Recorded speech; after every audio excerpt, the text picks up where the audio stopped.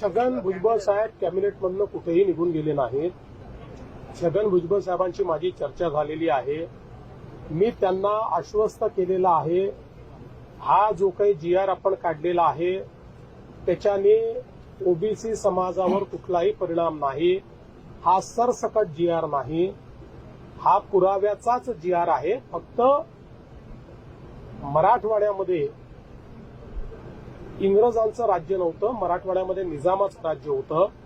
त्यामुळे इंग्रजांच्या राज्यातले पुरावे हे इतर ठिकाणी मिळतात, मराठवाड्यात मिळत नाही.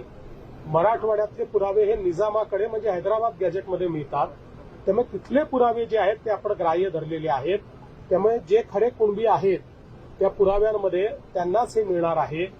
आणि मला असं वाटतं की यातनं एक प्रकारे जे काही खरे हक्कदार आहेत त्यांना मिळणार आहे, पण कोणालाही खोटेपणा करता येणार नाही अशा प्रकारचा हा GR असल्यामुळे अनेक ओबीसी संघटनांनी याचं स्वागत केलेलं आहे. अनेकांनी त्यातलं आता आमच्या मनामध्ये शंका नाही असंही सांगितलंय. मला असं वाटतं की भुजबळ साहेबांची मनातली शंका आम्ही दूर करू, इतरांची मनातली शंका दूर करू. एक गोष्ट ओबीसी नेत्यांना देखील माहिती आहे की जोपर्यंत हे राज्य आहे तोपर्यंत ओबीसीवर अन्याय होऊ शकत नाही. जोपर्यंत हे राज्य आहे तोपर्यंत एका समाजाचं काढून दुसऱ्याला देण्याचा विचार होऊ शकत नाही. आम्ही मराठ्यांचं मराठ्यांना देणार, ओबीसींचं ओबीसींना देणार आणि ज्यांना खरा अधिकार आहे त्यांना ते देणार.